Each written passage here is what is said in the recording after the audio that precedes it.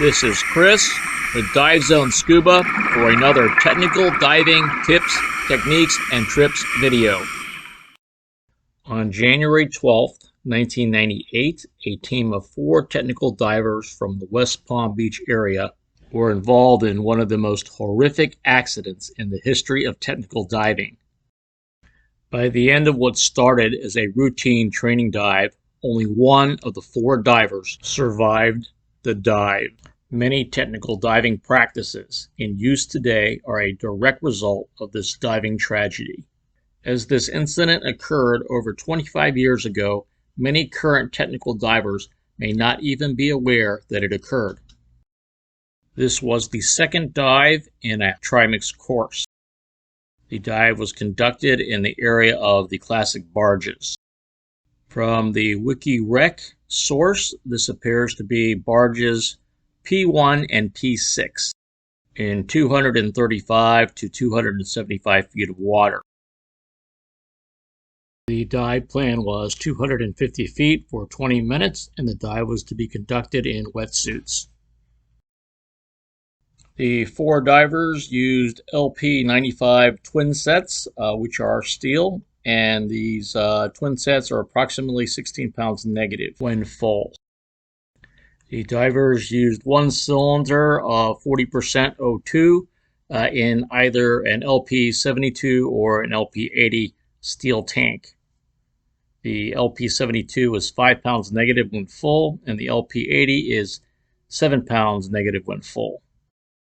The divers are also believed to have used a steel cylinder, either a 72 or an LP80, with 80% O2 as a deco gas.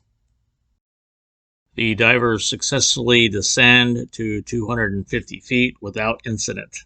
After reaching the bottom, one of the divers starts to experience buoyancy issues. Those problems seem to subside, but then the same diver 15 minutes into the dive indicates that he is at his turn pressure. In preparation for the ascent, a lift bag is sent to the surface. The divers begin their ascent. Upon arriving at 200 feet, the divers begin to sink slowly. The instructor now assists the student with the buoyancy issue, and this time they are able to reach 175 feet on the ascent. Here, the student diver once again begins to experience buoyancy problems, and the team descends back down to 220 feet.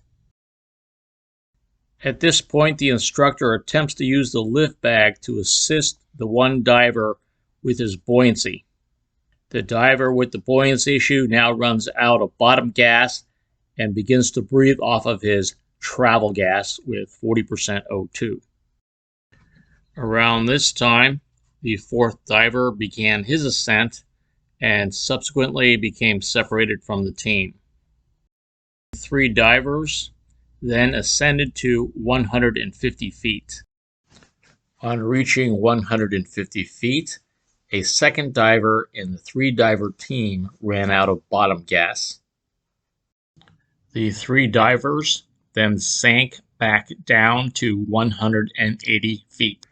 On reaching 180 feet, the diver who was assisting the diver with the buoyancy issues inadvertently released him and rapidly ascended. That diver subsequently lost sight of both the remaining 2-man dive team below him and also the diver who had ascended earlier.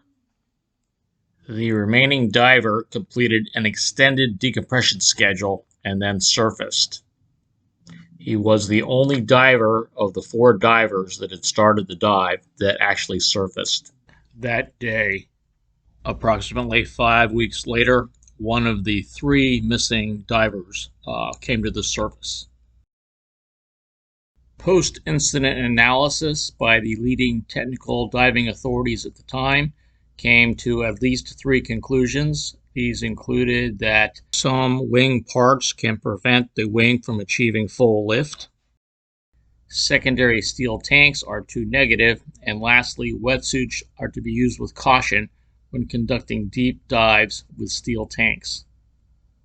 Subsequent recommendations include removing restrictive bungees on wings, removing dump valve toggles, which could become trapped, releasing air, using aluminum stage travel and deco tanks instead of steel stage travel and deco tanks, having backup buoyancy such as a dry suit or redundant bladder, and using a sealed DSMB or lift bag to prevent the possibility of air spilling out the bottom. And there are probably many others which I have not listed here. This is Chris with Dive Zone Scuba. Thanks for watching, and please subscribe.